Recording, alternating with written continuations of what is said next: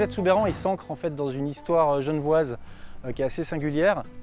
On a des coopératives participatives qui débarquent à la fin des années 90 et qui sont issues en fait d'un mouvement politique et culturel qui sont les squats.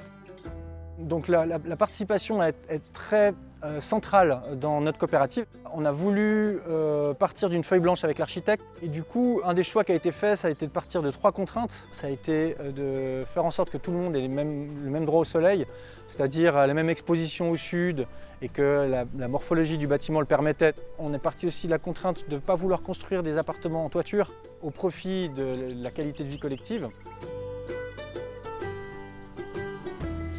Et puis la troisième chose qui a été déterminante, c'est qu'on a demandé aux architectes d'essayer de réduire le nombre d'ascenseurs pour des questions économiques, écologiques, mais aussi d'entretien. Et du coup, les architectes ont dû imaginer une circulation un peu particulière dans le bâtiment qui font qu'on pouvait passer par les balcons à chaque étage.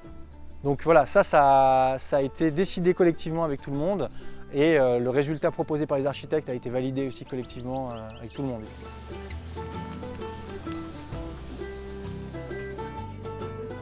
Je dirais que c'est un petit village aussi. Et dans un village, c'est sympathique de savoir qu'il y a des rues passantes, il y a des petites places, il y a des gens de l'extérieur qui viennent. La plus grande qualité en termes d'appropriation et de soins qu'on y prend aussi, sa maison on l'aime, on la chérit, on s'en occupe bien. Là c'est la même chose mais à l'échelle de 38 familles.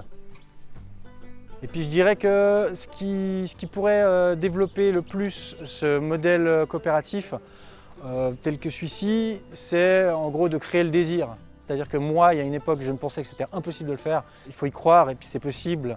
Et si on a envie, le goût et l'enthousiasme, j'ai l'impression que c'est en tout cas une force qui est importante pour que ça se fasse.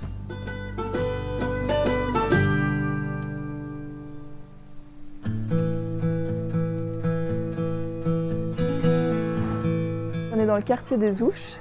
Il y a 2 propriétaires, la coopérative Lacoda, qui fait plus du logement pour les familles, et la coopérative Sigu, qui est spécialisée dans le logement pour personnes en formation. On a 20 étudiants et il y a une dynamique assez intéressante entre les étudiants et les familles. Il y a un autre? Où ça? Il y a un souhait d'avoir une distribution par coursive, parce que la coursive, c'est une circulation pour accéder à son logement, mais c'est aussi un prolongement extérieur. Et ça permet en fait de créer vraiment des rencontres, de la convivialité entre les voisins. Oui. Ça permet d'agrandir l'espace aussi. Donc c'est assez intéressant dans l'économie du projet. Et puis ça permet ensuite de faire monter des plantes et d'animer la façade. Et c'est un projet qui plaît aux jeunes finalement, de pouvoir avoir plus que seulement une chambre, mais de pouvoir partager des espaces communs, influencer des décisions en lien avec ce qu'ils vivent comme étudiants.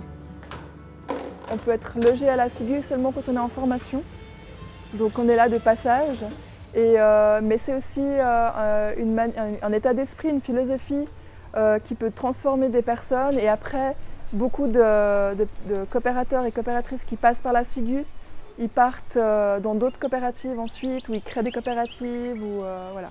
Ça peut changer un état d'esprit, quoi.